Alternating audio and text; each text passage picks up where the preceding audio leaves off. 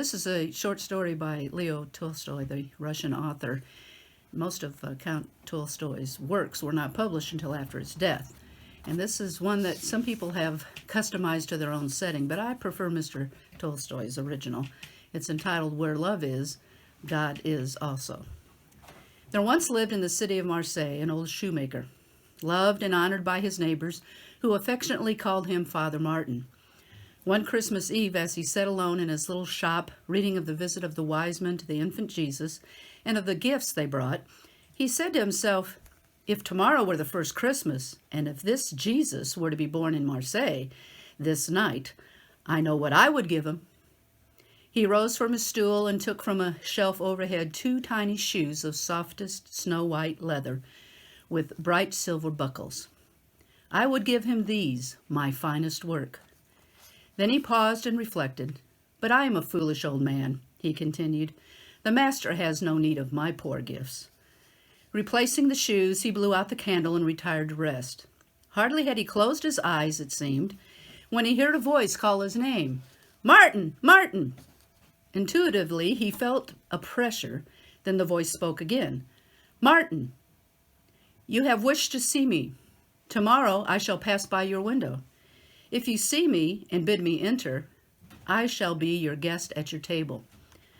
Father Martin did not sleep that night for joy, and before it was yet dawn, he rose and swept and tidied up his little shop. He spread fresh sand upon the floor and wreathed green boughs of fir along the rafters. On the spotless linen-covered table, he placed a loaf of white bread, a jar of honey, and a pitcher of milk. When all was in readiness, he took up his patient vigil at the window. Presently he saw an old street sweeper pass by, blowing upon his thin, gnarled hands to warm them. "Poor fellow, he must be half frozen," thought Martin. Opening the door, he called out to him, "Come in, my friend, and warm yourself, and drink something hot." And the man gratefully accepted the invitation. An hour passed, and Martin saw a young, miserably clothed woman carrying a baby. She paused wearily to rest in the shelter of his doorway. The heart of the old cobbler was touched. Quickly he flung open the door. "Come in and warm while you rest," he said to her. "You don't look well," he remarked. "I am going to the hospital. I hope they will take me in and my baby boy," she explained. "My husband is at sea, and I am ill, without a soul." "Poor child," cried Father Martin. "You must eat something while you are getting warm. No? Then let me give a cup of milk to the little one. Ah, what a bright, pretty little fellow he is." "Why, you have put no shoes on him." "I have no shoes for him," sighed the mother. "Then he shall have this lovely pair I finished yesterday." Father Martin took down from the shelf the soft little snow-white shoes he had admired the evening before. He slipped them on the child's feet. They fit perfectly. Shortly, the poor young mother was on her way, 2 shoes in her hand and tearful with gratitude. Father Martin resumed his post at the window. Hour after hour went by, and although many people passed his window, and although many people shared the hospitality of the old cobbler, the expected guest did not appear. "It was only a dream," he sighed with a heavy heart.